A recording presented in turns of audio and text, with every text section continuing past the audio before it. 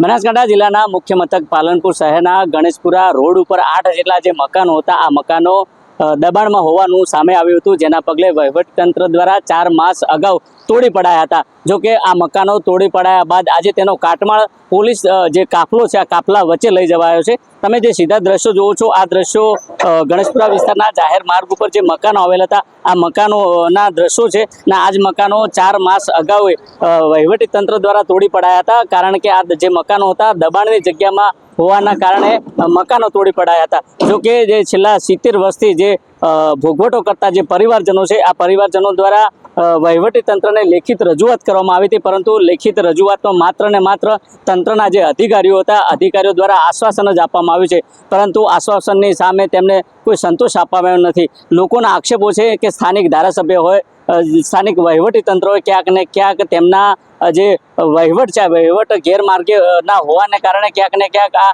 જે પરિવારજનો છે બેઘર બન્યા છે, કારણ કે વર્ષોથી જે ભોગવટો કરી રહ્યા છે, આ જ લોકોએ અનેક નગરપાલિકામાં વેરા ચૂકવ્યા છે, જે 2 રૂપિયાથી લઈને આજ દિન સુધીના વેરા ચૂક્યા છે, તેના તમામ આધાર પ્રૂફ આ લોકો જોડે છે, છતાં પણ વહીવટીતંત્ર દ્વારા કોઈપણ પ્રકારની સંવેદના રાખ્યા વગર આજે આ મકાનો તોડ્યા બાદ તેનો કાટમાળ પણ લઈ જવાયો છે। આ લોકોની જે વર્ષોથી જે અહીંયા રહી રહ્યા છે, આ લોકોની આંખમાં આંસુ છે, કારણ કે આ લોકો બેઘર બન્યા છે। ચોમાસાની ઋતુ છે, ક્યાં જવું, છેલ્લા 4 મહિનાથી ઉપર આબ અને નીચેની ધરતી એના સામનો કરી રહ્યા હતા, અને આજે વરસાદની ઋતુમાં જ આ જે કાટમાળ છે, આ કાટમાળ પણ વહીવટીતંત્ર લઈ રહ્યું છે। શું કહી રહ્યા છે લોકો તે પણ તમે સાંભળો। રઘુરામ ગરદાસ સાધુ, અહીંયા અમે 50-60 વર્ષથી અમે રહીએ છીએ। વીજળી, લાઇટ બિલ, કરવેરો, શિક્ષણ વેરો, સફાઈ વેરો જે અમારામાં નથી આવતું એ શિક્ષણ વેરો અને ઉપકર વેરો જો માલિકનું હોય એને 400 રૂપિયા હોય, અમે 1300 રૂપિયા ભરેલા છે। અમારું દબાણનું મકાનમાં 1300 રૂપિયાની પાવતીઓ છે। અમારી 50-60 વર્ષની વેરાની પાવતીઓ છે, છતાંય આજે અમને બેઘર કરી દીધા। અમે આ ધારાસભ્ય એ ખુદ આવી અને અમને આશ્વાસન આપી ગયા કે તમને અમે મકાન આપીશું, તમને કલેક્ટર હું કાલે કહું છું। એ વાતને 4 મહિના થયા, હજુ સુધી ધારાસભ્ય કાળા છે ગોરા એ જોયા નથી। 4 મહિનાથી ઉપર આપ નીચે ધરતી, અહીંયા અમારું કોઈ નથી। આજે ભગવાન છે, અમારું કોઈ નથી। અમે જેને ચૂંટીને મોકલ્યા છે, જેને રાજગાદી પર બેહાડ્યા, જેને પાઘડીઓ પહેરાવી, જેને ઢોલ વગાડી ફૂલ આરતી સ્વાગત કર્યું, એ જ અમારા ગળા પર તલવાર લઈ અને આજે ધારાસભ્ય બેસી ગયા છે। અમને ધારાસભ્ય હોય એ જ ઇન્વોલ્વ હોય, એ જ કરાવે છે, એવું જ અમને ચોક્કસ જાતિને લાભ કરાવવા માટે આજે અમારું રહ્યું છયું જે માલ હતો એ માલ પણ ઉપાડી ગયા। નાયબ કલેક્ટર સાહેબ આવ્યા કે તમને કશું મળવાનું નથી, અમને કશું મળવાનું નથી। તો આ ગેમ શા માટે? એના કરતાં આ લોકોને કો તો મારી નાખો, કો તો જેલમાં પૂરી દો। ગરીબી હટાવો નહીં, ગરીબોને હટાવો, બરાબર। અને આ વસ્તુ નહીં બને તો આગળ અમે ચલન કાર્યક્રમ આપીશું, ભૂખ હડતાલનો કાર્યક્રમ આપીશું, પણ અમે અમારો ન્યાય મેળવવા માટે ગોંધી રાહે ચીંધે આંદોલન કરીશું। બેન, શું નામ છે? મારું નામ સાધુ માલતીબેન છે અને અમે અહીંયા અમારા મકાન પાડી દીધા। 4 મહિનાથી અમે અહીંયા જ છીએ। જો સરકાર એવું કહેતી હોય કે ગરીબોની સરકાર એવું કહેતી હોય તો અમને લોકોને એવું લાગતું નથી। અમારા મકાન પડ્યા ત્યારથી અમને એવું લાગતું નથી કે સરકાર ગરીબોની છે, સરકાર જ ગરીબોને મારવા બેઠી, અમને તો એવું જ લાગે। 4 મહિનાથી અમે અહીંયા બેઠા, સરકાર જોવા આવી નથી, કોઈ જોવા નહીં આવી। બધા અધિકારી આવ્યા, અમને આશ્વાસન આપ્યું, પણ કોઈ અહીંયા જોવા આવ્યું નથી કે કોઈ નિકાલ લાવ્યો નથી। 4 મહિનાથી અહીંયા બેઠા છીએ। અમારા માથે અમે છાપરું બાંધવા, અત્યારે વરસાદ આટલો પડે છે તો વરસાદની અંદર અમે એવું વિચાર્યું કે ભાઈ છાપરું બાંધીને તાપડું બાંધીએ મીણિયાનું, બસ એ બાંધવાનું ચાલુ કર્યું તો તરત કલેક્ટર સાહેબ અહીંયા આવી ગયા। અમે 10 અરજીઓ એમના આવેદનપત્ર આપ્યા, પણ સરકાર કલેક્ટર સાહેબ અહીંયા જોવાય નહીં આવ્યા। શું સરકારનો એટલું અમે અહીંના નાગરિક છીએ, શું અમારો એટલો અધિકાર નથી કે સરકાર અમારું સાંભળે? એમ કહે છે કે સરકાર ગરીબોની મા બાપ છે, જ્યારે મા બાપ જ મારવા બેઠા હોય તો અમારે ક્યાં જવું? અમારું શું? અમને ઘરથી બેઘર કરી નાખ્યા। 4 મહિનાથી અહીંયા બેટી બચાવો બેટી પઢાઓ છોકરીઓ, અમે જવાન છોકરીઓ અહીંયા છીએ।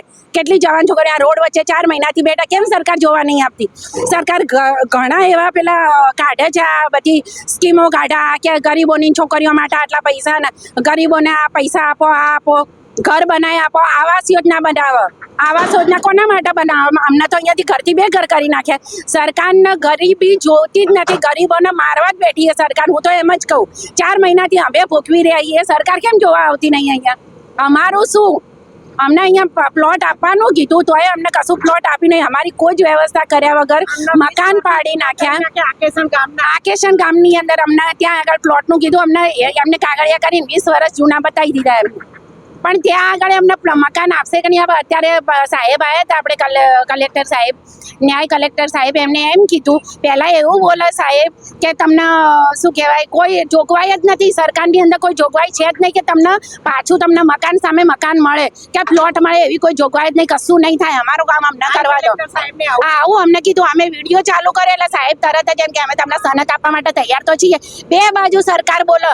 અમારે કયો જોવો? અમારું શું તાનાશાહી વધી ગઈ. અમે અમને ચૂંટીને અમે જ્યારે જનતા હોય ત્યારે એ લોકો રાજાશાહી ઉપર બેસે. અમે લોકો જ્યારે જનતા એમને ચૂંટાઈને એમને વોટ આપીએ ત્યારે એ લોકો બેસે ને એ જ લોકો અમને મારવા બેઠા. અમારું શું? હું મધુબેન શ્રીમાળી સાધુ છું. બરાબર છે સાહેબ. અમે લોકો લગભગ અહીંયા 40-50-60 વર્ષનો અમારો રહેવાટ છે. અહીંયા અમને અહીંયા કોઈ સુવિધા આલ્યા વગર આ લોકોએ અમારા બિનકાયદેસર અમારા મકાન પાડી દીધા. લોકો એવું સરકાર એમ કહે છે કે ઘર હાટે ઘર મળે છે. અમે 4 મહિનાથી અમે નાતી ધોતી છોકરીઓ મોટી મોટી લઈ અને અમે 4 મહિનાથી અહીંયા બેઠા છીએ. અમને કોઈ અહીંયા કોઈ જોવા નથી આવતું.